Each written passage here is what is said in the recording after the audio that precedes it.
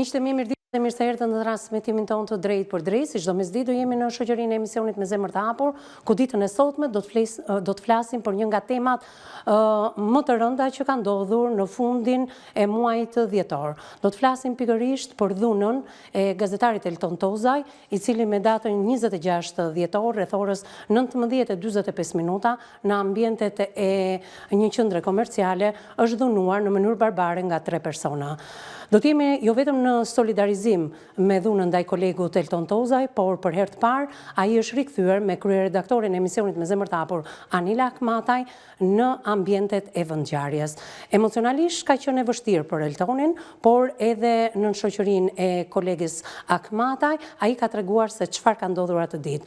Çfarë ka ndodhur atë ditë, për herë të parë detajet do dalin ditën e sotme në transmetim të drejtë për drejtë në studion e emisionit Me Zemër të Hapur.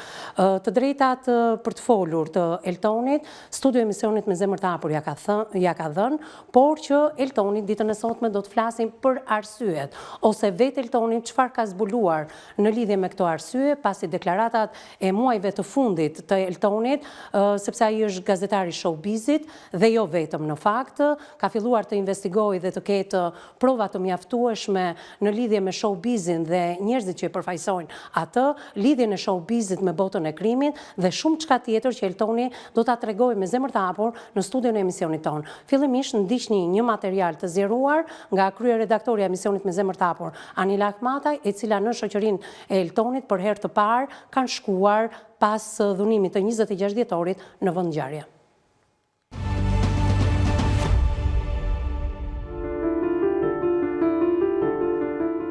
Pikërisht ky është vendi ku jam zgjuar nga momenti që isha pa ndjenja.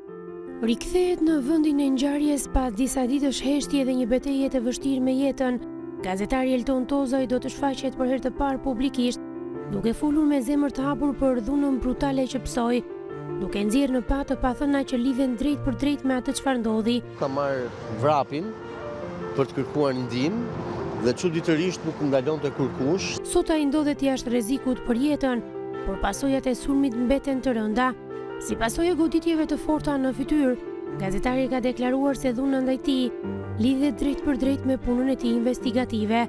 Sipas Tozajt, sulmi erdhi pas publikimit të disa materialeve filmike që sipas tij provonin lidhje të rrezikshme mes personazheve të njohur të ekranit dhe individëve të botës së krimit. Isha i gjakosur, i çar, i dëmtuar. Ai rrëfeu se mbrëmjen e ngjarjes ishte takuar me 2 persona që i njihte, pa e ditur se takimi do të përfundonte në një akt dhune ekstreme. Nga momenti i sulmit, gazetari thotë se nuk mban mend asgjë, pasi ka humbur ndjenjat nga goditjet e forta.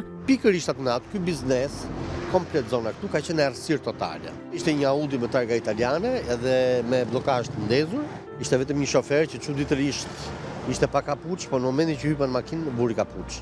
Ngjarja e rëndë ndodhi më 26 dhjetor të vitit 2025, rreth orës 19:45 minuta të mbrëmjes, kur gazetari Elton Tozaj u dhunua brutalisht deri në humbje ndjenjash dhe u hodh në rrugë pa ndihmë, duke u lënë për vdekje. Pas kalimit të fazës më kritike shëndetësore, ai ka zgjedhur të flasë publikisht për herë të parë, duke deklaruar se do të dalë përpara opinionit publik me prova dhe fakte konkrete, duke nxjerrë në skenë emra të njohur të botës së showbizit dhe politikës, të cilët sipas tij lidhen me çështje që çojnë në dhunimin e tij. Rasti i dhunës ndaj gazetarit rikthen edhe një herë në vëmendje rrezikun serioz, me të cilin përballen gazetarët në ushtrimin e detyrës, si dhe nevojën urgjente për drejtësi dhe përgjegjësi për çdo akt që synon të heshtë fjalën e lirë.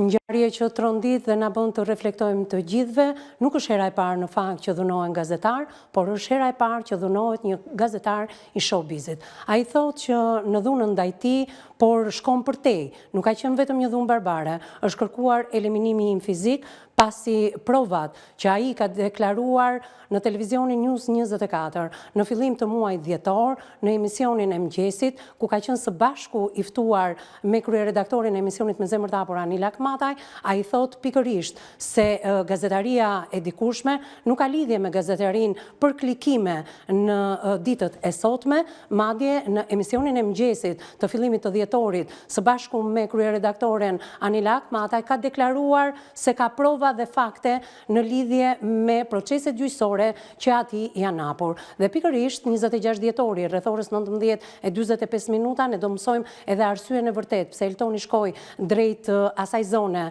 ku rikthye për herë të parë së bashku me Anilën dhe ka qenë një emocion i veçantë sepse edhe teksa ai ndiqte kronikën e përgatitur prej nesh, ai pati emocione të forta edhe duke parë vetveten e tij dhe pamje të cilat janë shumë të vështira për të.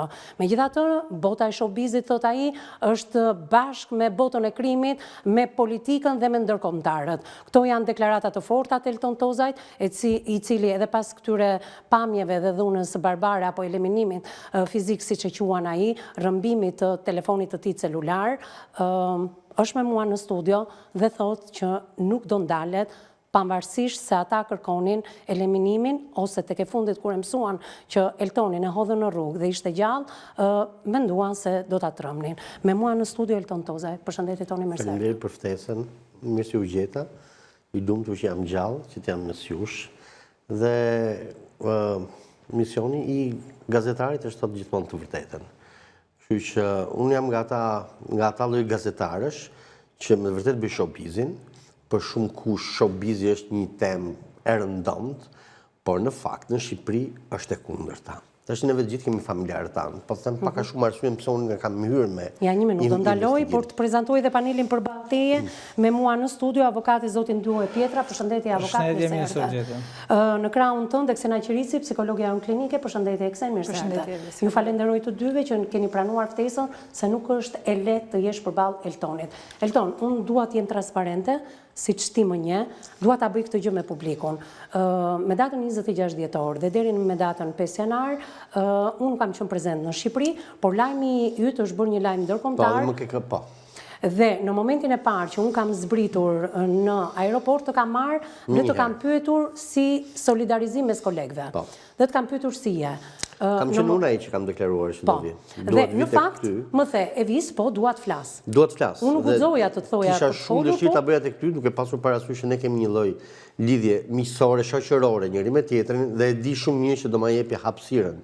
Ndryshe nga çdo vend tjetër që mund të censurohesha. Atëre, mund të flasim pak si e pritin nëna jote, familja jote, familjarët e tu, dhe pastaj do ta filloj njëherë nga arsyeja, pastaj të kalojmë tek ajo, nëse më lejohet.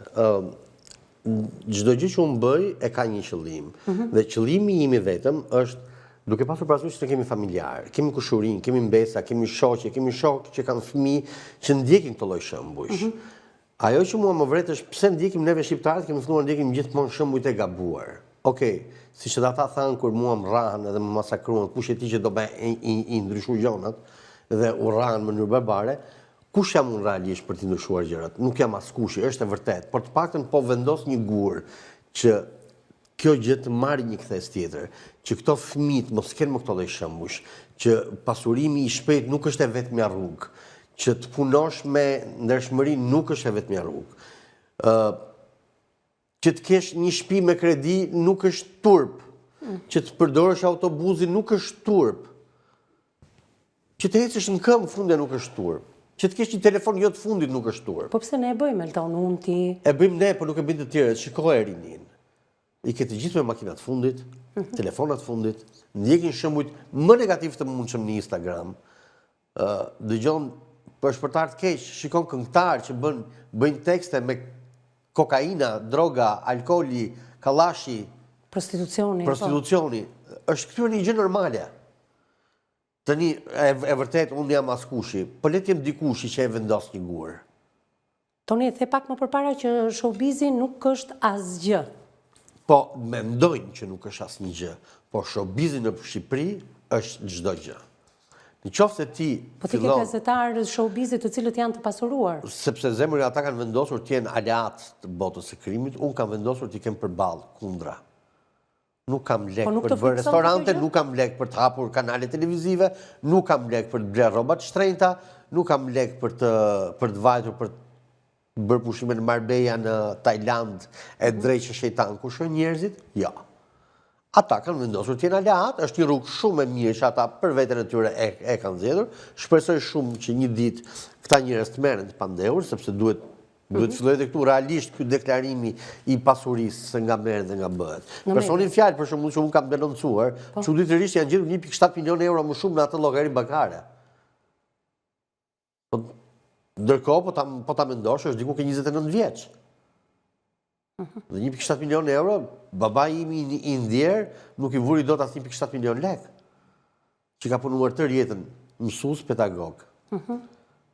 Kështu që kjo është ajo që mua më ka shtyrë, kjo është ajo që unë e kam të luftën, është kjo urrëtia në thojza e brendshme që kam, pse duhet të jenë këta shembuj? Pse mos jetë fundja e visi shembull? Çfarë të mungon ty? Jo, unë një lloj ndikimi çerik shekulli në këtë ekran, në të njëjtin ekran. Pra nuk është shembull për rinin, sepse rinia është mësuar të ketë këta shembuj. Të ketë makinën e bukur, të ketë lekun, të ketë drogën, të ketë celularin. Unë nuk jam shembull për rinin, ndoshta mendon ti, por unë jam shembull për familjen time dhe për fëmijën tim. Mua më vjen shumë keq që nuk je. Po ndoshta edhe jam. Jam për familjen time, për fëmijën tim jam. Për ata po, absolutisht. Edhe për njerëzit që kam rreth e rrotullve të stil. Por mua më vjen inat që shumica e rinis marrin për shembull këta njerëz. Në këtë deklaratën tënde, besoj ata që po na ndjekin, ndoshta edhe rinia, pyet, mos je ti xheloz për kolegët e tu të showbizit? Absolutisht, nuk jam fare xheloz, unë jam shumë i lumtur me këto shifra që ti përmend. Unë jam shumë i lumtur me jetën që bëj. Mos ndoshta goditja që po bën kërkon që edhe ti të kesh e visin. S'ka problem, njësoj jemi. Edhe unë dhe Anita. E përshëndesim. Unë jam njeriu më i lumtur, jam ai që bëj pushimet me shumë pak lekë në Vlorë, sepse jam ndonjat. Jam ai njeriu që bëj pushime edhe në fshat, në Burrel, sepse kam maman nga Burreli, dhe e shijoj pafundsi shumë jetën e fshatit, realisht. Dhe nuk dua asnjë që më shumë se kaq sa kam. Po në qoftë se do të kishin afruar para Elton për të mbyllur gojën? Do bëja prapë një të jo, e kanë bërë, kush ta që s'e kanë bërë? Pra, ty të janë ofruar para? Patjetër. Do ndalojmë pak e 26 dhjetorit, çfarë ke kërkuar pranë qendrës tregtare? Si fillim njerë më lejo, sepse në një sert e kam thënë që nuk e di kush është personi që më ka ndihmuar, vetëm dje, kam arritur të zbuloj kush është. Është një djalë vetëm 21 vjeç, i cili me guxim ka qenë i vetmi që ka ndaluar, më ka ndihmuar, quhet Erion Murataj, duhet ta falenderoj nga zemra, atë familjarisht nuk e kam takuar ende, dua shumë ta takoj. E kam takuar pikërisht këtu ku jam, sepse çdo biznes tjetër aty më refuzonte të futesha brenda. Madje është edhe një hotel që vajta për të kërkuar ndihmë të paktën për ujë që të shplasha dhe më ka thënë jashtë, se kemi njerëz brenda, sepse ti nuk e di, po në një investigim tjetër që më kam bërë, shumica hoteleve janë të mbushur plot me kokainë dhe me klientë të botës showbizit që i konsumojnë brenda. Në këtë zonë? Në atë zonë dhe në zonat të tjera. Ai ka qenë vetëm njëri që ka ndaluar, dua ta falenderoj publikisht. Çfarë kam dashur? Unë kisha një javë që kontaktohesha nga një personazh që e kam njohur vjet në Ver, që ka një restorant në zonën e Patokut. I patëm bërë dikur atëherë ca reklama, kështu ishte shumë okay, ishte mirë, i kënaqur. U kontaktova nga menaxheri aty. Çuditërisht personin fjalë që unë e kisha denoncuar për këtë, kishte qenë aty për drek, 2 javë përpara. Dhe më pas u kontaktova nga menaxheri i lokalit, i cili një ditë më vonë më vë dikë tjetër që të më kontaktoj, që quhet Lorenzo, është një djalë që ka një servis aty, është një zotëri, që kërkonte ai të bënte një reklam. Madje kanë arritur deri aty, saqë dhe më ofruan para për reklamën në paradhënie. Nuk kam pranuar, nuk kam pasur kohë, se kanë qenë ditët e Krishtlindjeve, ato para festave, ditët e festave që ti je ngarkuar me punë. E vërtet? Dhe me një tjetër, me një podcast tjetër që unë merrem, kisha ca angazhime goxha të mëdha. Kështu që nuk pata mundësi, derisa gjeta mundësinë me datë 26, në një moment i them jam i lirë, me besimin e plot që këta njerëz ishin dashamirë siç kanë qenë para një viti kur unë i kisha njohur. Dhe mora një taksi, vajta, diku ke 100 metra tutje që të ul, 100-200 metra, zbrita nga taksia dhe hypa në makinën e tyre me mirëbesimin e plot për të vajtur një lokal, për të ngërë një darkë për të diskutuar për punë. Qartë. Pa e ditur fare se çfarë më priste. Dhe në momentin që kam hyrë në makinë, mbaj mend vetëm që është një dorë që më ka shtrënguar nga fyti, me krah. Pra ti shkove dhe hype në makinën e tyre, po? Në vendin e parë, dhe pastaj kush je ti pip që do me na nxjerr neve pip, dhe fut e bjerë vetëm në fytyrë. Dhe i tërë qëllimi i tyre ishte o të vdisja o të mëndinit të verbër, sepse unë jam goditur dhe nga mjeku që më ka ndjekur, jam goditur pikërisht enkas vetëm këtu, në zonën e syve. Po. Dhe faktikisht, po të qikosh foto... Sa veta ishin Elton, falë që ta lëpres? 4 veta. 4 veta? 3 ose 4 Shoferi, veta. që në momentin që Shoferit e ka pas veti edhe 2 ose 3 njerëz të tjerë mbrapa. Qartë? Në atë moment u kam tentuar, madje po të merren kamerat e sigurisë, besoj kam për t'i marrë, kam tentuar ta hap derën e parë të makinës dhe i gjoja me shkelën derës. Instikti i mbijetesës që nga shumë i fortë, unë e kam provuar vetëm. Shkëmbyet... Unë nuk pata mundësi, sepse ishte vetëm mundësi kisha të përdorja këmbët e mia për të dalë nga makina. Kam kërkuar mos sepse kam maman vetëm në shtëpi. Është vetëm një njeri që unë kam drejtësysh. Dhe që të mban lidhur me Shqipërinë. Me Shqipërinë. Sepse ti nuk do ishe fare në Shqipëri. Po jo, po më është ofruar dhe azili, çuditërisht. Mirë, do flasim pas për azilin, po? Patjetër, po. E kam refuzuar sepse kam maman. Po? Dhe ka në qenë sa një lloj minuta ndodhi i gjithë ngjarja? Dgjoj, të duket sikur është pak, diku ke 100 metra rrugë është ajo. Të duket sikur është pak, por 100 metra nuk e di, nuk e mbaj më. Jo, 100 metra duke u goditur për t'u eliminuar. Pikërisht, pra, është ose për të lënë të verbër është shumë. Është shumë. Është shumë. Po, se sa ka zgjatur është nuk e mbaj më, se unë kam humbur ndjenjat. Dhe të kanë hedhur nga makina buzëke. Dhe unë kam gjetur veten për tokë të shtrirë në një vend që e kam treguar dhe në një sert. Dhe nuk e dija pse isha për momentin aty, derisa u çova dhe mlodha veten. E dëgjoja atë zhurmën atyreve, ka maru, ka vdek, hyp makinë shpejt ikën, xhiroan gomat, aty kam hapur syt, kam thënë po rri një herë shtrit, merja veten. Pastaj pastaj jam çuar në këmbë edhe kam kërkuar ndihmë. Normalisht kam parë që ishte gjak. Pra, ishte personi që ti nuk i kishe marrë përsipër, që ka një servis në zonën ku e përmende pak më përpara. Po, kam dhe mesazhet e tij në telefon. Nuk i kishe marrë përsipër reklamën, që i kishe marrë mikut të tij një vit më parë, i dije njerëz të besuar dhe ti thua që në momentin që të kanë goditur, të kanë thënë kush je ti që kërkon të ndryshosh gjërat.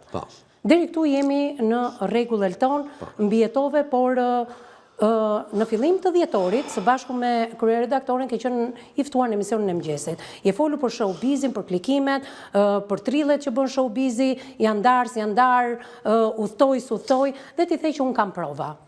Tani, prova për gjithë shka që ti flet dhe deklaron. Ke prova për gjithë shka.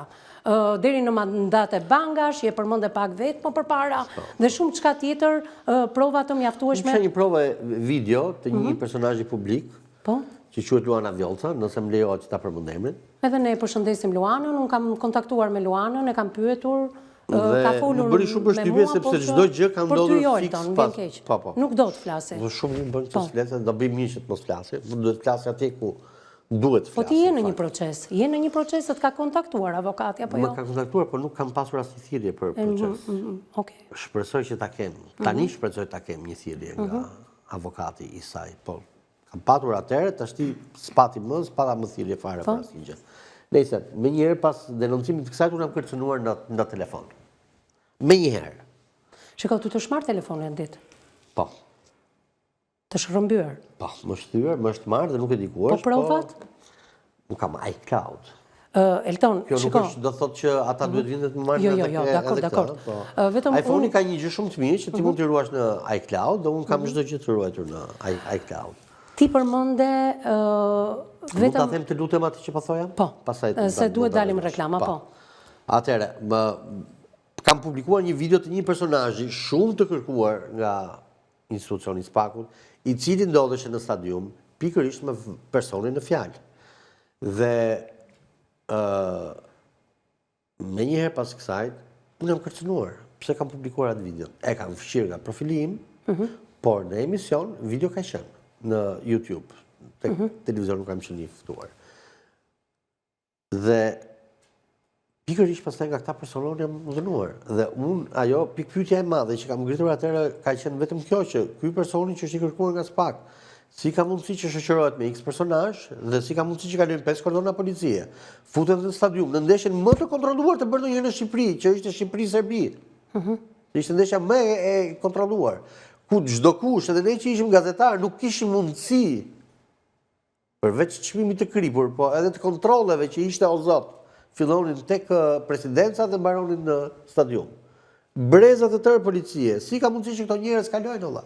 Si ka mundësi që këto kalojnë me një personazh në krah si ajo fjalë dhe si ka mundësi që nuk i ndalon kush. Dhe në një rast tjetër, të lutem ta them këtë dhe pastaj në prite, mbaj mend një herë kam zbuluar një skem të trafikimit të drogës në mënyrë të frikshme. Kam mbajtur pranë drejtorit përgjithshëm të policisë, në atë kohë ka qenë dikush tjetër. Dhe kam dalë nga drejtoria e përgjithshme. Pasi kam bërë denoncimin, jam kontaktuar nga ata që unë kam denoncuar, sepse gjithë më bëjnë pyetje pse s'vajte në polici. Ja, do të them a ke vajtur apo s'ke vajtur në polici, por dua ndaloj pak tek video e stadiumit.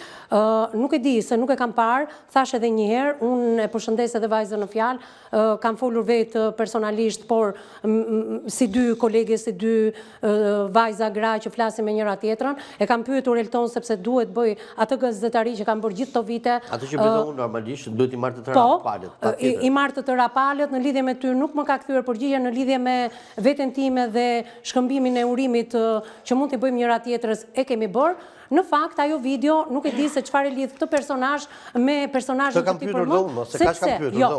Jo, shiko, Elton, në stadium mund shkojmë gjithë. Në stadium edhe unë mund të kem dikë pranë, por që s'ka lidhje me mua. Po mi zemër, po ti jep njëri 80.000 euro për ta fshirë atë videon?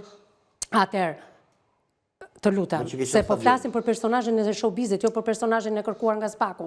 Elton, unë po them, ti the pak më përpara që edhe vite më parë, kur nuk ka qenë ky drejtor policie, ti ke shkuar në polici dhe ke denoncuar aferën e shpërndarjes së drogës dhe je marrë menjëherë dhe je kontaktuar sepse u tradhtove nga radhët e policisë ose atje ku ti ke shkuar, ke drejtori i dikushëm i policisë së shtetit dhe prandaj këtë nuk e ke denoncuar. Ndjekim hapësirën e parë publicitare, kam shumë pyetje për Eltonin, si kanë reaguar kolegët ndaj Eltonit, a kam pasur përgjegjësinë që kam pasur edhe unë duke i kërkuar ndjese, e kam kontaktuar sapo kam mbritur në Shqipëri disa ditë me vonesë, solidarizimi i tyre ndaj Eltonit, shoqatat e gazetarëve ndaj Eltonit, shumë çka tjetër, qytetarë të thjeshtë. Dua të di, kjo drejtësia, policia, në qoftë se Eltoni nuk ka denoncuar, a ka shkuar, a i ka marrë ati një deklarat, dhe do rikthehemi sepse jam shumë kurioze të di se kush do jetë komenti i avokatit dhe i psikologës, fillimisht publiciteti parë.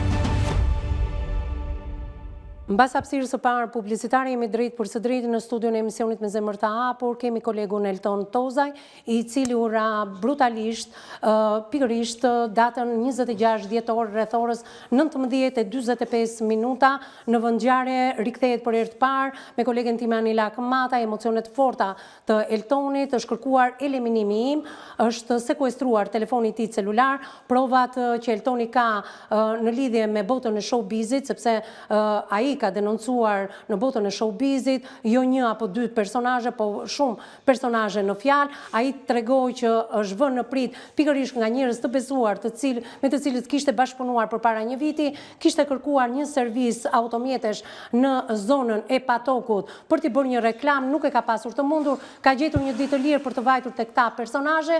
Ai ka treguar me detaje, nëse ndoqët me vëmendje edhe kronikën e kolegës Akmataj, ai e përshkroi edhe sa veta kanë qenë, targa të huaja makina, është gjetur buz rrugës, mban mend që përpara se të binte në koma për pak minuta ka dëgjuar që ato kanë menduar se e kanë eliminuar, ndërkohë ka shkuar dhe një djalë të cilin e përshëndeti 21 vjeçar Mathuaj Murataj, Erion Murataj, e përshëndesim edhe ne, i ka dhënë ndihmën e parë, askush nga bizneset ka refuzuar për t'i dhënë ndihmë Eltonit. Jam dakord me gjithçka Elton që u tha në këtë studio, dua të them dhe të bëj edhe një reflektim timin, sepse mes kolegësh mund bëhet edhe reflektim. Mund të jem gazetare, jam autore, po dua të mbaj edhe një qëndrim timin. Kam folur gjithë të kohë dhe gjithë të ditë, jo vetëm me redaksinë e emisionit Me Zemër të Hapur në News 24, me miq, me shok, me koleg, me avokat, me bashkëpunëtor, dhe të gjithë më kanë thënë që Eltoni po mbahet si një gazetar i fortë i showbizit me deklarata të forta dhe të them të drejtën, ka pasur jehon ndërkombëtare, sepse në atë shtet që unë isha më lajmëruan pikërisht se çfarë kishte ndodhur me ty, dhe më thanë që Eltoni flet në media shumë konkretisht ballazi por ndonjëherë duhet të ketë edhe rezerva. Dhe pyetja ime është në këto momente. Ke folur me të drejtë, s'ke folur me të drejtë, ke procese gjyqësore, i fiton, si fiton, do dënohesh etj. Nuk po i hyj kësaj gjëja. Pa e meritoje ti këtë gjë. Kjo është pyetja ime. Një gazetar që thotë vërtetën që të Po jo edhe shiko, nuk po flas vetëm për gazetarin, po flas edhe për Eltonin. Jo, po flas edhe për qytetarin. Se ka dhe qytetarë që dalin dhe flasin. Po marr për shembull veten time. Po, e meritoje ti këtë gjë? Jo, absolutisht. Jo. As rrajen edhe as vdekjen.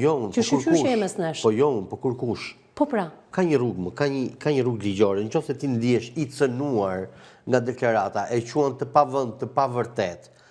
Ke gjykatë alla. Shkon në një gjykatë, më pa ditë, më hidh në gjyq, bë procesin gjyqësor, siç po ndodh rëndom midis politikanëve tanë, i marrin gjoba njëri tjetrit, kalofsh mirë, gjithë të mirat.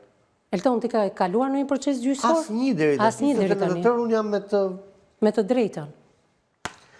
Asnjë proces nuk është bërë. Pse nuk e denoncuar Elton ti e the arsyen se përpara disa vitesh një ish drejtor policie të ka pritur, i përgjithshëm i policisë ke shkuar dhe më njëherë sapo ka dalë asaj kohe.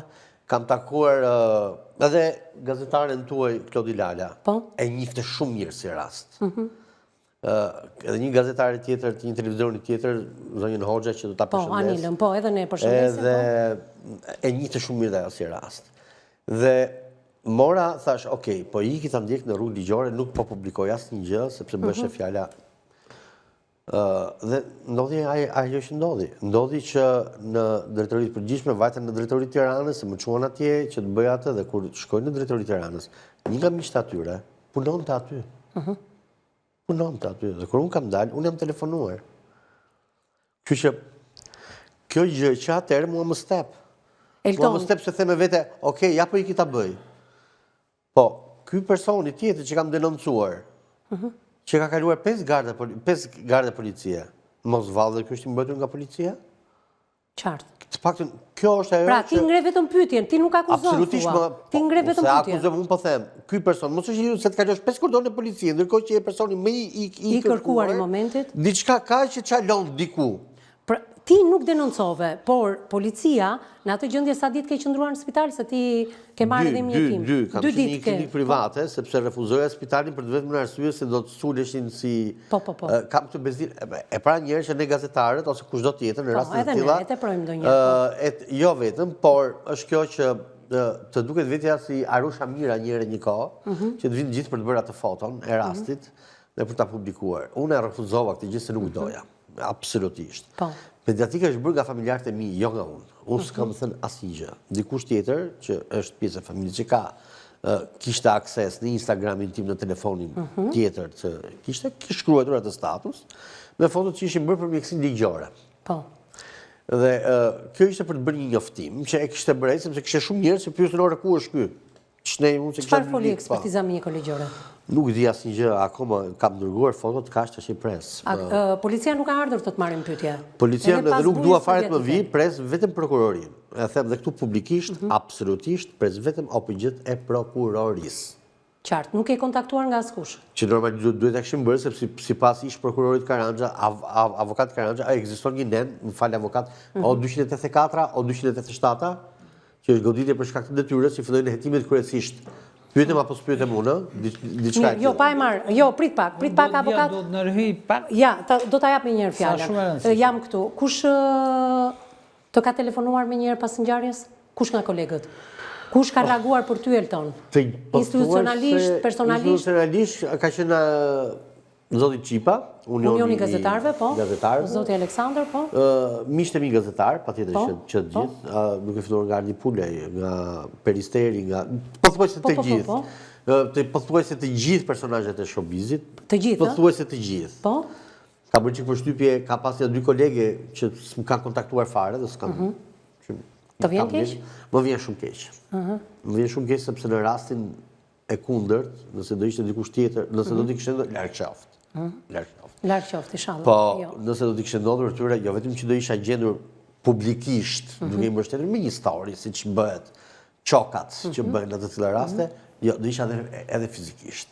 Njerëz që nuk i njohim, kur kanë një fatkeqësi, ajo që unë i shkruaj për herë është pranteje shpirtërisht, se mbase s'jam dot fizikisht, njerëz që nuk i njoh realisht, Po kur shoh që kanë një humbje të një familjari, kanë një aksident, apo kanë diçka, unë jam vetë nga ata njerëz. Njëherë kam qenë duke vajtur për Vlorë dhe një makinë batohet për buset dhe ishte një djalë brenda, nuk ke 30-at, askush nuk kam ndaluar, kam pas dhe një shok në makinë, ka thënë mos shko mëse do na marrë policia për dëshmitar.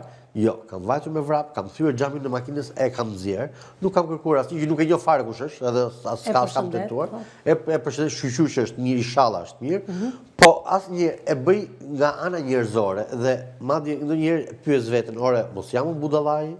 Në të tilla raste, mos duhet të jem unë ai njeriu më i tërhequr, mos duhet të bëj unë këtë nordiku shqiptar në mentalitet që ndodhi çfarë ndodhi dhe të jemi se ti bën një jetë shumë thjeshtë, se unë e di. Po. Njerëzit e thjeshtë si reagonin kur shikojnë? Jam shokuar nga, po, shumë. Kam pasur më ka bërë shumë përshtypje një zonjë në market, nuk e njihja, që hyra vajta për të bler qumësht, kos, më fal, edhe se qumëshin e marrim nga fshati. Po. Për ta thënë edhe këtë pjesën, prandaj s'bëhet luksiu. Edhe më ndaloj dhe po qante. Po më shikonte dhe po qante dhe i thash, mund të ndihmoj? Mendova sepse mbaj mend vjet prap në një market, ishte një pensionist që nuk ishte mundësi të paguante 2 shishe birë, dhe unë kam qenë bashkë me mamën dhe ja kam paguar unë dhe mendova mos ishte prap në një rast i tillë që kishin nevojë për ndihmë se festat. Po. Edhe tha, jo, o biri nënës, po unë djalin se kam, tha, dhe kur të kam parë ty, e kam klientuar. Kaloj, ndalim pa nga emocionet, ndalojmë ke avokati se ligji është i ftohtë. Unë jam shumë i ftohtë në këtë rast. Je nga ato avokatët që edhe kërkoj Eltoni edhe ne kërkojmë bashkëpunimin tënd se je i drejt për drejt avokat. Po. Ti je i drejt për drejt. Tani mund të themi të mirat dhe të këqijat, gabimet dhe ato të mirat. Edhe Eltoni ato do. Eltoni dhe çdo gazetar, pra nuk duhet kalojnë nga caqet dhe nga aktiviteti i tij. Kush është caku? Ndjes që ju. Tani nëse je gazetar i showbizit, unë e konsideroj. Jo, po. Më vazhdo, çfarë themi ne? Ka 2 lloje showbizesh. Ka showbiz, ka dhe showbiz investigativ. Dhe një nga gazetarët më të famshëm në botë është Fabrizio Corona. Dhe ti do thuash pse? Sepse bën showbizin investigativ. Tani që shumë herë më i rëndësishëm se sa ne jemi në Shqipëri. Ne dim që korrupsioni ka arrit kulmin. Krimet kanë arrit kulmin.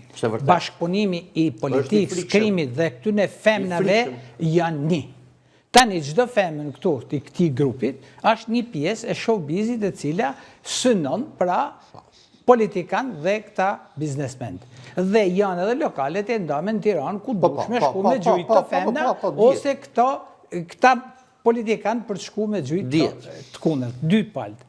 Tani unë them që ti, unë po të them gabimet tuja. E di, unë vetë di që mbase bëj gabim që tani ti nuk e asnjë punë që të shkosh në takosh drejtorin e përgjithshëm, as drejtorin e policisë, as edhe një person të këtyre rangëve, për faktin që t'japsh një informacion të kësaj natyre. Dhe ti ma, i se ka. Nuk dhash informacion. Po dakord ma denonsove dhe denoncimi nuk bëhet. Pra kishte fakte avokat thotë. Dakord, pra po nuk bëhet te drejtori i policisë. Jo, është krejtësisht e kundërt. Atëherë, vajta tek drejtori i përgjithshëm i policisë, sepse tek ai doja ta adresosha ku duhet të shkoja realisht dhe ku duhet kisha besim dhe u adresova atij ku duhet të shkoja. Tani unë po them menimin tim dhe ta din gjithë. Por se doli gota e të shpuar atje, ku nuk është fai. Po normal, pa atëherë në këtë moment që unë tham krimi është i lidhur me politikën. Pikërisht pra, po jo se vajta unë. Këta drejtues që janë vënë nga politika, pra kush janë? Do të mbrojnë ty? Në asnjë mënyrë. Po pra, atëhera e vetmja gjatë që do baje ishte që të shkoje te drejtoria e policisë Tiranës dhe të baje te oficeri i gatshëm. Të dorëzoje aktet, të dorëzoje provat dhe të baje një denoncim. Ata e venin lëvizje. Anashkalimi i gjithë kësaj situate ka sjell këto probleme që janë. Pra një polici thjesht ku aty mund të bëjë një punë më të mirë se sa drejtori i Po përgjithshëm. nuk ka punë më drejtori mund mos jetë polic fare. Do ta them edhe një rast tjetër. Me që po më thotë tek oficeri i thjesht. Po s'ka rëndësi më, ti pastaj je njek. Dhe unë po të them që edhe këta prokurorë që i përmene. Oficeri i lagjes time më thotë, ki kujdes se ti je njëri problematik. ti e hap problemin nëpër media. Tash ti, po të më thot mua oficeri i lagjes se ti e hap problemin nëpër media, të lutem shumë, nuk mund të më thuash unë mund të shkoj tek ajo. Pastaj, rasti goditja në për shkak të detyrës, hetimet fillojnë kryesisht. Se nuk menon edhe këtë një përgjithësi që pjesa një 60-70% e gazetarëve në Shqipëri janë zero. Janë zero, nuk kanë lidhje, nuk kanë njohuri fare. Dhe dalin e flasin budalliqe Po tash çfarë bëjmë? Tash duhet bëjmë edhe si ata? Po pikërisht pra, unë këtë po them. Po këtë po them, flasin budalliqe dhe gazetarët, një shumicë gazetarëve që janë në Shqipëri janë të pabesueshëm. Që të flasim realitetin. Pikërisht se flasin aja. Dhe kjo vjen si rezultat i këtyre veprimeve. Tani, në këtë moment, ti mund të diskutosh me avokatin tanë, ose me një avokat këtë dush, dhe ai të saron dhe shumë mirë, sepse nuk mund të thush, unë du oficerin e prokurorisë. Kush je ti që do në oficerin? Jo, unë nuk jam as kush. Unë nuk besoj kërkën tjetër, përveç se... Po se do besosh atje ku atje dole huq? Ku dole huq? A dole huq të drejtori i përgjithshëm? Ja, dëgjoj, avokat. Pra, pikërisht. Po, pikërisht pra se delma automatikisht. Sepse personi që unë mendoj është subjekti spakut. Tani... Unë vetëm aty besoj që mund të japë... Shkejmë që beson fare. Ti tani nuk i e... Përveç se Zotit, diku në një vend tjetër unë do besoj. Po njëtë procedurën më pra. E si shpenzoj tek kolegu ju e Klodi, sepse jeni disa njerëz që keni integritet dhe thoni të drejtën. Ja ta them. Ky është gabimi. Ju vini nga shoqata e avokatëve antikorrupsion detektive privat. Ne kemi këtë drejtë. Ju do të po, atëre i thua Eltonit që hajde tek ne sepse të marrim brojtje. Po dakord, më se s'ka lehtësi me rregull. Nga ana e këtyre, por thjesht mënyra për të arritur, po themi shkallën e lartë dhe jo shkallën e parë. Ti ke ikë në katin e 11 dhe akoma nuk je një shkallëve. Si hypen katin e 11? Se base disa njerëz ma kanë keq kuptuar ti. Nuk e kam pasur për çështje për të vajtur patjetër për ta bërë. Jo. Është çështje e besimit që mua më është thyer në X gjëra që unë kam bërë. Ana policinë e thjesht për të shkuar tek ai në kupon. Unë kam shumë të qartë. Tani mekanizmi funksionon ndryshe. Ta drejtor policie nuk i vë vetëm politika o avokati, vë dhe ndërkombëtarët. Mund ta bëhet publike, automatikisht dhe është krejt komod, dhe atëherë thret ai drejtori i përgjithshëm. Pikërisht pra, e kam bërë shkurja të drejtori i përgjithshëm ka një domethënie një pikpyetje. Pse? Po shkon të drejtori i përgjithshëm për ta provoku apo për ta bërë krah. E kanë marrë ata të tjerë që ka denoncuar. Po gjithmonë kështu funksionon. Dhe gjithashtu ky s'pa dalë jashtë mirë, ata e kanë marrë vesh krimi sepse ky ka shku te drejtori. Edhe mund ta kenë marrë telefonin i kanë thënë çdo atje ti po. Dhe gjitha këto veprime vijnë. Pra shtrije nëse donte, pra ai bëte kallëzimin penal ose denoncimin tek drejtoria e policisë dhe ai po s'deshi ta pengonte, ai oficeri, atëherë kishte procedurat e tjera të cilat... Po t'jap një rast tjetër që e kanë... A dua ta thrasi Spaku Eltonin duke qenë se ai flet gjithmonë për subjekte të Spakut të shumë kërkuar? Tani, ne kemi sot në Spak që ka fol njani thjesht, është denu njani në Itali, Belgjik, dhe Spaku është marrë me këto. Edhe ju e keni të njëjtën gjë. Pra, e njëjta gjë si Eltoni. Por ama duhet që të njeksh procedurën ligjore. Nuk mund të shkosh as te drejtori i përgjithshëm, as te prokuroria me këto. E vetmja gjë mund të bënte. Ekziston një len ku raja për shkak të detyrës, sidomos për rastin e gazetarit, të paktën siç është cilësuar dhe nga disa avokatë të tjerë, që shenë o 287 o 284 nuk e mbajnë. Jam shumë dakord. Realisht, ku hetimet thuhet kryesisht fillojnë kryesisht. Po, jam shumë dakord. Po çdo ditë që shkon pastaj atje, se këtu jam në kryesisht. Ti tani she bën rast, ti s'ke pas nevojë fare. Ti ban publike dhe s'merresh fare. Rasti që ka vajtur ke drejtori, se po ke shkuptohet. Jo, ishte para 5 vitesh. Që kam zbuluar një skemë. Ish drejtori. Dhe kam vajtur tek një ish drejtori që kam njoftuar. Jo tani për këtë rast. Jo tani. Për këtë rast në për këtë rast nuk është nuk e kam direkt. Mirë, pra po, duhet flasim pak për Eltonin dhe për Rajen.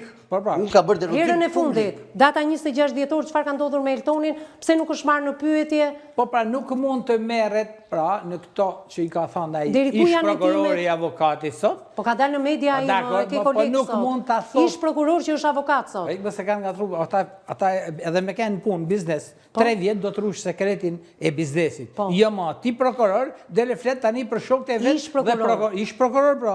Ai del avokat dhe del media e diskuton tani krime krimet që ka bë shoku i tij ose i tjetër. Pra, këtu ka arrit kulmin kjo. Ti e ndoqe lajmin e Eltonit? Çfarë keni diskutuar në zyrën tuaj avokat? Unë them që Eltoni, çfarë duhet të veprojë? Se më duhet siguria e Eltonit sot. Po pra, Eltoni duhet ketë parasysh vetëm një gjë.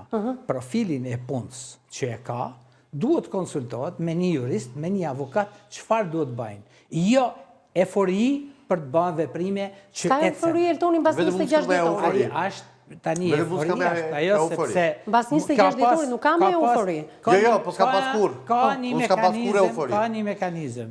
Bëhet një denonsim dhe i shkon direkt prokurorisë çështja. I çon bashkë me prova dhe nuk e merr vesh askush përveç prokurorit çështjes. Është tepër sekrete.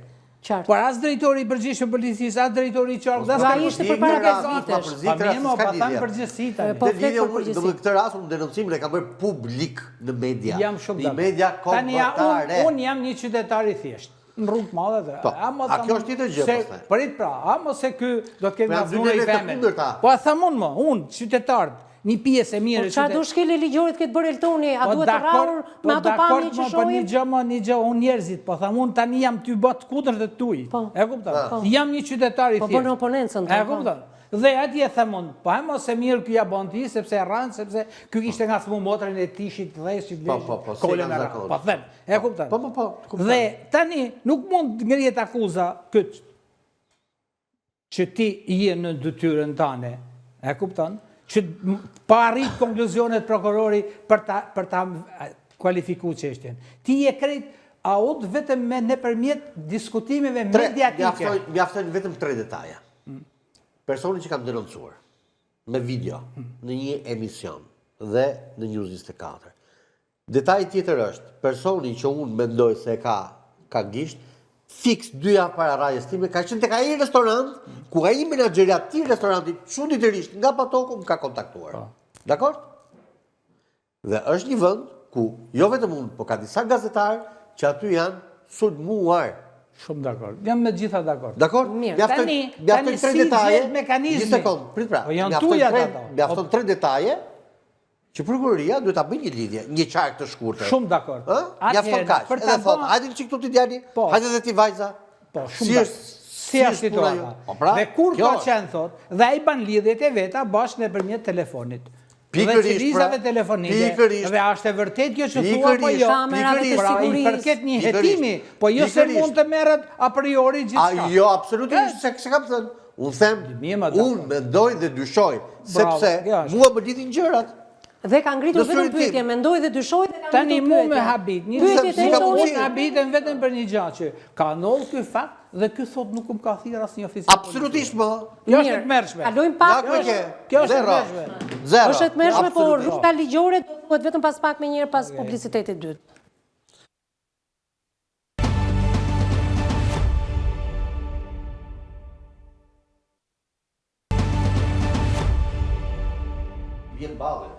Rikthehemi në transmetim të drejtë për drejtë, siç ndodh zakonisht, por për një temë të tillë është normale që edhe gjatë hapësirave publicitare të ketë diskutime të forta në studion e emisionit Me zemër të hapur. Ishte e parashikuar në fakt, por kjo ndodh edhe me personazhet, jo si Elton Tozaj, të cilin e kam të ftuar në këtë studio dhe më vjen mirë Elton për buzëqeshjen tënde, sepse në fillim të emisionit kur u dha kronika me kolegen, nëse do ishte treguar pak e vëmendshme regjia, do kishte kapur emocionet e tua të forta dhe solidarizohem me ty për ato emocione.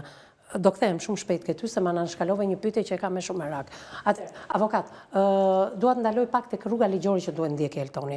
Përtej denoncimit publik se kanë folur në emër të Eltonit kur ishte në spital dhe në gjendje të rënduar emocionale, fizike, edhe sot është, por ka zgjedhur të dalë me syze të errta dhe pamjet ne i pam ishin të tmerrshme. Dua të ndaloj pak, kam folur kolegët tu, ish prokuror, se si duhet të ndiqet që denoncimi është publik, etj. Ti kishe qasjen tënde në pjesën e dytë. A mund të tregojmë pak rrugët ligjore jo vetëm për Eltonin, por për shumë Elton, por edhe për ne, nëse na ndodhin ngjarje të tilla? Atëherë, sipas kodit procedurës penale, pra që aty përqendrohen gjithë, Eltoni ose ma mirë se kur gjë se nuk i kthejnë përgjigje Eltonit, avokatit Eltonit, duhet i drejtoj një shkresë zyrtare prokurorisë Tiranës dhe i thotë, lidhur me ngjarjen e datës çfarë si është gjendja, informacion. Qofse prokuroria thotë s'kam asnjë informacion, nuk ka nis policia ose drejtoria e policisë së Tiranës nuk ka ndërmarr një hetim. E kupton? Se në momentin që merr hetimet policia e Tiranës, brenda 24 orëve, ajo duhet çojë dosjen tek prokurori dhe caktohet prokurori i cili të ndjek hetimet e kësaj çështje. Dhe për mendimin tim, nëse nuk ka shtirë Eltoni asnjëherë, këta nuk kanë as edhe një lloj hetimi, dikush e ka marrë hetimin në polici dhe nuk vazhdon. Faleminderit, po këtë isha duke thënë edhe çfarë, prandaj isha. E ndalojmë vetëm 1 minutë të kërkoj ndjes, e di që por kam një surprizë për Eltonin. Kam një surprizë për Eltonin sepse për herë të parë flet dëshmitari që ka gjetur Elton Tozajn me datën 26 dhjetor rreth orës 20. Buzë rrugës, aty ku kishte shkuar vetëm për para pak orësh se tyrim transmetim me kolegen Anila Akmataj. Erion, përshëndetje. Përshëndetje, si jeni? Në radhë partë falenderoj që pranove ftesën e emisionit Me Zemër të Hapur, dëshmitari kryesor i një ngjarje shumë të rëndë që ka ndodhur me Eltonin, jam Eltonin në studio, të përshëndesim, të falenderojmë për ndihmën e jashtëzakonshme. Sa vjeç je Erion? Unë jam 18 vjeç. 18. Unë mendova diku ke 20-21 dhe kur ka kontaktuar dje Erioni, realisht më mbushur syt me lot. Edhe thash si ka mundësi që e mendova 21 tash që më thotë se edhe 18. Po pra. Se paragjykove rinin edhe modelet, ky është shembulli. Erion. Po. Çfarë ka ndodhur me 26 dhjetor? Si e dallove ti Eltonin? Unë po prisja për tikën qesh në Tiranë që ishte kohë festash, po prisja autobusin. Edhe po rri aty, po duke prit autobusin do me thonë edhe ardhë Eltoni. Aty më kërkojnë ndihmë, ndihmova, nuk dija si gjon rreth kësaj gjoje thjesht. S'ka ditur asnjë gjë, ka qenë vetëm një njeri që më ka ofruar telefonin dhe më ka dhënë telefonin. Po, Erion, ta dëgjojmë Erionin, po Erion? Si që thash ishte duke prit për tikë për Tiranë që ishte kohë festash për dalë qesh. Edhe po prisja autobusin aty në stacion. Arritet ta njihje që ishte Elton Tozaj? Jo, nuk e njeh. Po pasi e pe në media? Pasi e pash në media, tu pak të gjonë, mo çfarë ka ndodhur, për çfarë arsye ka ndodhur gjonë. Erion, duke qenë se e pe që kishte ndihmuar Elton Tozajn, një gazetar dhe arsyet, besoj se vetëm ditën e djeshme ti ke pasur mundësi ta kontaktoje Eltonin, apo jo? Po, vetëm ditën e djeshme. A mund të ma thuash pak ekskluzivisht për herë të parë sot, si ishte gjendja e Eltonit? Sipas teje, sipas një 18 vjeçare. Gjendja e Eltonit ishte gati shumë me shkatërrua, ishte gati pranë vdekjes më. Ishte pranë vdekjes, sa kaq rënd ishte? Ishte shumë rënd. Kishte shumë gjakderdhje, u trembo në atë moment, domethënë. Nuk dija se ta me bëj, thjesht vetëm ta animoja sa do pak, domethënë. Erion, pasi i dhe telefonin tënd, i dhe ndihmën e parë, çfarë ndodhi më pas?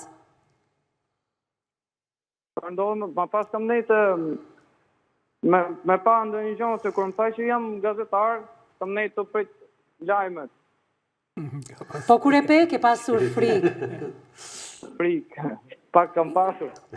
Tani, do të më thuash të vërtetën se e 18 vjeç, kishe frikë se mos gjendja e Eltonit ishe shumë e rëndë dhe po ndiqe lajmet se mund të kishe ndodhur fataliteti me të, apo kishe frikë për veten tënde? Isha frikë për veten time, për gjëra që i ndodhen aty dhe thash mos ndoshta po vjen. E kuptoj. Jetë me rruar. O, Erion, më lejo si fillim njërë të falenderoj publikisht dhe së dyti më pranoj ftesën për t'u takuar. Mos e harro këtë gjë, se kam shumë të rëndësishme. Ta thash edhe dje kur kemi folur, kam një nga gjërat më të rëndësishme ti për mua tashme je pjesë e familjes. Realisht. Erion, po, ma thuaj. Mos e vetë me Erion. Si e njëriut më me ndimu, mos me do me pa kishë ashtu në rrugë. Mirë, unë të falenderoj. Faleminderit dhe mos harro ftesën e Eltonit. Faleminderit dhe të përshëndes. Faleminderit shumë. Miru pafshim, avokat. E para du të marrë shkas për rastin dhe du t'i baj thirrje gjithë institucioneve, pra Ministrisë Drejtësisë, sa shumë e rëndësishme, sot, në këto situata që ndodhemi, asnjëri nuk ja jep ndihmën tjetrit për faktin se ligjvenci, kur ka bërë ligjin, e ka gabuar shumë për faktin se i personi i cili do të akuzohet nga policia e shtetit shqiptar, është personi që ka dhënë nimin. Është të mërshme. E të mërshme. Dhe mas kësaj nëllë një gjanë tjetër që ky person i duhet tani që të shkojnë prokurori, shkojnë polici, shkojnë gjykat. Dha shembullin e Eltoni me rastin e Vlorës, dhe ky person nuk paguhet në zotëri. Ai ka 5.000 për shembull të shtëpia, duhet me shku në gjykat se ka pa njëri atë. Dhe do merret. Pse ai më ka ndihmuar dhe më ka shfuar. Dhe do lën ditën e punës, do shkojnë atje, nuk kam makinë, shkon e merr fugoni i policisë, por ama këto në janë veprime që bjen kundërshtim me drejtat e njeriut. Po kamerat e sigurisë avokat përtej gjithë rrugës ligjore nëpërmjet një përfaqësuese ligjor të Eltonit që është detyre policisë, unë nuk e di në qoftë se janë të fshira, a kanë punuar, se ajo zonë aty thotë Eltoni nuk ka pasur drita atë natë. Unë mendoj që nuk ka fillu hetim për Eltoni. Edhe unë kështu mendoj. Pse? Sepse nuk mund ta lanë as gjatë pa pyet. Dikush i ka thënë oficerit Maja aty dhe... Jo, mos e nxjerr fare. Mos e nxjerr fare, mos vazhdo. Tani, e vetë në gjë për ta vënë në lëvizje, është kërkesa e avokatit Eltonit për të marrë informacionin lidhur me situatën, çfarë veprimesh ka bërë policia që atë natë, dhe aq më tepër do thonë që edhe në qoftë se ka pas disa kamera gjëra të tjera, ose presin të kalojnë afati, dhe këto kamera thot nuk kanë majtë ma shumë se 7 ditë, 10 ditë, 15 ditë, dhe automatikisht. Por ama, ka mekanizma tjera sa dush për me gjetë. Po, që ti e di shumë mirë, se nuk është rasti i parë i Eltonit, por ka shumë raste të cilat e zbardhur. Dhe Eltoni nuk është, sepse detektiv privat sot në Shqipëri, pra janë kaq staf sa ta zbulojnë automatikisht se kush ka qenë dhe gjitha. Por ideja është që a ka mundësi Eltonit merret me këto pagesa, a ka shumë vështirë. Sepse ka dhe mekanizmat të tjera, të gjitha në periferi që kanë qenë, të gjithë kanë pas telefona me veti dhe kanë komuniko. Dhe gjitha të ajo brum, ajo tërsni e thirrjeve telefonike, pra mund të kapet se kush ishin dhe prokuroria ose policia ose... Unë ja the me emra, ma dirë. Mirë, nuk kemi nevojë për emra se... Jo, aq më mirë nëse... Hetimin, ne kam ardhur hetimin. Me emra unë i di emrat të dikurin. Pas ka zbuluar, pas ka bërë detektivin. Jo, unë e kam bërë timen. Se ai zbulon të tjerëve, jo të vetës. Automatikisht... Unë këtu disponoj mesazhet që personi më ka çuar dhe më ka çuar deri atje dhe unë e di se... Automatikisht atëherë ti duhet i vesh dispozicion me njëherë sa po të marrësh informacionin, ose në qoftë se e kanë ndërprer dhe nuk e kanë çuar, nuk e kanë vënë lëvizje, duhet që avokati t'i bëjë një kërkesë dhe t'i vënë dispozicion. Dyshoj 1, 2, 3 emra, thirrën dhe të pyeten. Merren tabulate telefonike, çeliza telefonike. Po jo vetëm, nëpërmjet një përfaqësuesi ligjor. Nuk të kthen prokuroria personit në botë përgjigje shkrese, vetëm nëpërmjet avokatëve. Mirë, tani avokati duhet me kenë tepër i besueshëm sepse edhe çitet, edhe çështje të tilla, po. Se 90% e avokatëve qesin sot. Qartë. Dua të kaloj tek Eksena, kjo deklaratë që vjen pikërisht nga avokatët, është trondicë. Është trondicë, shitet. Të gjithë ne në mënyrë apo në tjetër. Sepse është një çështje madhore, Patjetër. Politik, ndërkombëtar, showbize, shumë çka tjetër, drog, prostitucion, prandaj dhe avokati kjo e sotme vetëm na mungon fizikisht trauma, por psikologjikisht ti ke qëndruar disa orë me Eltonin, ke pasur mundësi përpara se të vije në news. Se Eltoni mundohet ta kamufloj pak, por unë që e di, që e kam takuar, që e njoh, Eltoni edhe emocionalisht mundohet ta fshehë, por trauma mbetet. Sigurisht që niveli i guximit që ka, i jep mundësinë që këtë lloj traume ta kalojnë në një mënyrë sikur nuk ekziston. Pavarësisht e gjithë, po themi, ky nivel guximi, truri e ka të regjistruar. Dhe në bisedë që ne po bënim, sigurisht po tregonte disa nga shenjat e kësaj traume.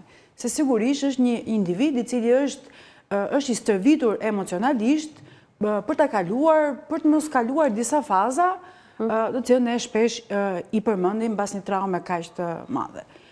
Ajo çfarë vlen të përmendet sot, dhe që unë ndihem profesionalisht shumë mirë që ndodhem pranë Eltonit për të na dhënë një mesazh shumë të fortë mbi sfidimin e modelit. Ne kemi bërë shumë emisione në të cilat kemi diskutuar se çfarë të bën modeli. Po. Dhe ne në mënyrë apo një tjetër me frikën që kemi si rezultati kësaj shoqërie nuk i shkojmë dot vërtetës deri në fund. Dhe Eltoni ka një guxim, të cilën ne si profesionist shpesh hezitojmë. Pra ne jemi profesionist që shkojmë deri tek e vërteta më e tmerrshme e njeriut. Dhe për shkak të etikës profesionale stepemi dhe nuk e çojmë dot deri në fund. Gazetari e ka këtë lloj të drejtë.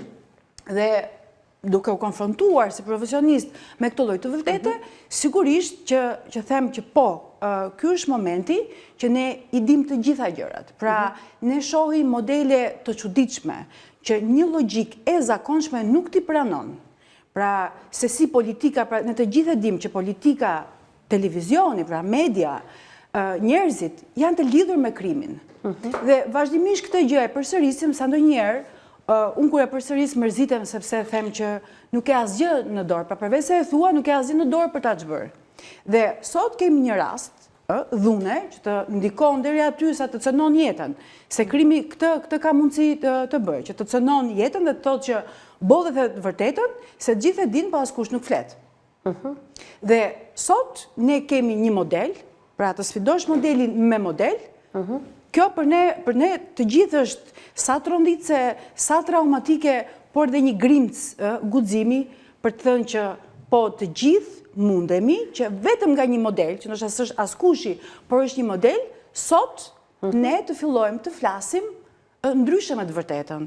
Pra vërteta ne themi gjithmonë që është e dhimbshme, por duhet thënë sepse po na shkatron gjithçka që ne kemi. Dhe mund të na vi, pra nëse nuk na ka ardhur në familje, pra zotë Sheltoni. Po nuk mund të vrasë shumë zëra. Pikërisht. Dhe kjo është, po ta shohësh një lloj euforie që t'i jep pra niveli i guximit të tij. Edhe pse e dhën me faktin që ai ka cënuar jetën e tij. Por gjithsesi ajo që unë habitem nga modeli Eltonit është që guximi i tij vazhdon. Pra koncepti që shumë njerëz sa do ndikojë incidenti i fundit i 26 dhjetor do ndikojë? Sigurisht që me sa shoh nivelin e tij të guximit jo vetëm e amplifikon, pra me sa kuptoj e rrit edhe më shumë. Përveç si individ, sigurisht që nuk ndihem mirë sepse truri i ka të regjistruar si eksperjenca, do t'ja japi vështirësitë e veta dhe sigurisht për këtë ndihem jo mirë profesionalisht. Por niveli guximit të tij amplifikohet dhe është për të... Do ndaloj pak këtu edhe për një çështje delikate, nëse do ma lejoj Eltoni, se viti që lam pas, 2025 duket sikur ishte viti yt. Ishte viti yt sepse ti ke dalë jo vetëm me punën investigative të showbizit me fakte të forta, por ti ke bërë deklarata të forta edhe personale në media. Rrëfimi pra nënës tënde të një abuzimi të Eltonit është një deklarat shumë e fortë që askush, ose jo çdo kush, do ta kishte guximin ta bënte. Pikërisht për karakterin që ka... Të gjithë këtë 2025 që lam pas, për të hyrë në një 2026, për që në Eltoni në këtë studio dhe jo vetëm, për të folur për incidentin dhe për të vazhduar denoncimet e tij. Çfarë roli do luajnë emocionalisht tek Eltoni? Pra, nëse flasim për modele, se modelet e këqija zhvillohen shumë lehtë. Se Eltoni është një model. Pikërisht, dhe është modeli fort. Erioni 18 vjeçar është një model. Ja ku bën dy. Pikërisht. Po të gërmojmë dhe të investigojmë, kemi dhe modele tjera. Patjetër, Eltoni ka një karakteristikë që në Shqipëri mungon, është guximi. Pra guximi që ti shkosh të vërtetës deri në fund, nuk ka, se duke u bërë palë me të, edhe duke u vetë nuk zhvillohet pasi karakteristikë. Pra karakteristika kryesore të vërtetës është guximi. Pa që të thyesh të gjithë barierat kulturore, jo vetëm kaq, pa i ka shkuar dhe tek bariera institucionale, dhe kjo është edhe më e rëndë. Dhe ta thyesh këtë, pra duhet kesh një lloj aftësie, që pjesa më e madhe e qenieve njerëzore nuk e kanë. Dhe pikërisht këto janë modelet, pra siç bëhet model e keqja pa ndonjë përpjekje shumë të madhe, e mira kërkon pak punë, kërkon pak karakteristika të veçanta. Dua të them diçka. Eltoni ka zgjedhur të jetojë dhe të punojë në këtë vend. Një tjetër shenjë guximi. Eltonit nuk i mungojnë, as nga babai ndjer, as nga personat afërt familjes, që të jetojë diku jashtë kontinentit, mund të them, europian. Siç bëjnë shumë njerëz që... Siç e ka familjarin e tij dhe vllajën e tij në një post shumë të rëndësishëm, siç ka familjar të tjerë të cilët janë kryetar shoqatash, dhe Eltonit nuk i vjen as pak keq që këto kryetarët e shoqatave, që paguen me taksat tona, që është familjari i Eltonit, që mund të kemë përballje unë televizive me këtë person, të thot Eltoni që po e vis, edhe ti e guximshme si unë, sepse unë vërtet e kam familjarin tim, por fondet e shoqatës që i përfaqëson janë vërtet ashtu siç edhe unë kam kërkuar ballafaqim publik. Pra, Eltoni nuk pyet, e ka brenda familjes apo, por ka vendosur si edhe unë, si edhe juve, të jetoj në këtë Shqipëri dhe të përballet me këtë lloj realiteti. Atëherë, thash edhe një herë, ky incident dhe 2025 që kaloi me rrëfimet e forta të Eltonit, çfarë do të thotë për vetë Eltonin? Edhe ta mbyllin. Sigurisht që atë besoj e nxit më shumë për ta çuar deri në fund atë lloj modeli dhe ne që ndoshta hezitojmë për këtë çështjen e guximit, sigurisht na amplifikoi dhe për të thënë që guximi është ai që nëse ke zgjedhur ti shkosh të vërtetës, duhet të ndjekësh të tilla modele. Dhe pikërisht qofshin dhe familjarët e tu. Sigurisht sepse e keqja do të vi. Pra, nëse ti bëhesh palë, sigurisht e keqja do të vi. Dhe edhe me të vërtetën e keqja do të vi. Sot më ruaj nga miku, se armiku në e di se... Kuptoj. Pra, ne do të prekemi, pra, si të mos jemi të guximshëm për të vërtetën. Pra, si të jemi, do të na vi kjo e keqe, sepse është efekti i modelit. Pra, nëse unë mbaj një model, por fëmia im e ndjek këtë lloj modeli, unë nuk jam e shpëtuar. Dhe pikërisht kjo është arsye që Eltoni cilësoj, pra që unë nuk reagoj për vete si individ. Ka marrë përsipër të reagoj për familjarët e tij. Pra ka sakrifikuar fizikun e tij. Edhe për shoqërinë. Patjetër, se e rëndësishme është të dhëm familja së pari dhe pastaj shoqëria sigurisht që të dhëm vetja, familja, farefisit dhe më pas dalim tek shoqëria e komunitetit. Se njeriu ashtu funksionon, pra tek rrethi i tij më i afërt dhe pastaj për shoqërinë. Dhe pikërisht për këtë unë ndihem profesionalisht, ndihem e marr pak nga guximi që ai ka, edhe pse në kurizë të dhunës edhe të traumës që ai ka psuar. Ju falenderoj të dyve për prezencën në këtë studio. Elton, jam në fund dhe do ta mbyllim bashkë. Nuk më the për mamin, për familjarët, si e përjetuan? Shumë keq, absolutisht shumë keq. Dëgjoj, ata e dinë pak a shumë personazhin tim, si jam i gatuar. Për herë unë jam quajtur trofta në shtëpi, sepse kam qenë gjithmonë kundra rrymës. Kam qenë ai njeriu që ku ka pasur padrejtësi e kam ngritur zërin, në të mirë ose në të keq, gjithmonë. Kjo madje vjet ka bërë më shumë buj se ti nuk përmend një fakt. Unë vjet jam marrë personalisht me një prokuror. Po, edhe këtë. Po. Me detaje derisa e hoqa edhe nga puna sepse kishte bërë shkelje realisht. Edhe ata shpjegimet të gjithë ore pusho se e dim që je, boll, mos, dhe thë, po mirë, hajtë se po pushoj unë, po pushova unë, do dali dikush tjetër, bëhet kapica atje. Pra, nuk do pushosh Elton më? Nuk do pushoj dhe unë jo më larg se dje nëpërmjet Fabrizio Coronës, që e falenderoj, kam publikuar një tjetër lajm shumë herë më të bujshëm, që po ndodh aktualisht në një reality show në Shqipëri. Dhe për të kaluar edhe në një pikë tjetër, një nga ndërkombëtarët më të rëndësishëm në vend ka afruar azil politik. Pse se pranove? Sepse dua të jetoj pranë mamës time. Faleminderit Elton që të kisha në studion e emisionit Me Zemër të Hapur, ma përqafo mamin, ne do mbetemi bashkë në kontakt, sepse jemi në kontakt për guximet të tilla dhe për të qenë pjesë e një gazetarie të pastër dhe të panjollosur. Bashkë takohemi në ditën në vijim. Faleminderit për vëmendjen tuaj. Ky ishte Elton Tozaj dhe rrëfimi i tij ekskluziv dhe për herë të parë ka shkuar në vend ngjarje pas rajes dhe ekzekutimit që dëshironin t'i bënin ata persona të cilët e lanë pothuajse gjysmë të vdekur anash rrugës. Komuniteti i zonës nuk pranoi ta ndihmonte, por kishim një 18 vjeçar i cili ekskluzivisht për herë të parë u përball me Elton Tozaj sepse i kishte dhënë ndihmën e tij. Bashkë takohemi në ditët në vijim. Deri atëherë, miru takofshim.